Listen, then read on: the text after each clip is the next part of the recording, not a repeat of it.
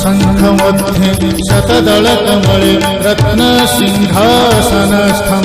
सर्वालङ्कारयुक्तं नवघनरुचिरं संयुतं चाग्रजेन भद्राया वामभागे रथचरणयुतं ब्रह्मरुद्रेन्द्रवन्द्यं वेदानां सारमीशं सजनपरिवृतं ब्रह्मदारुं स्मरामि ब्रह्मदारुं स्मरामि।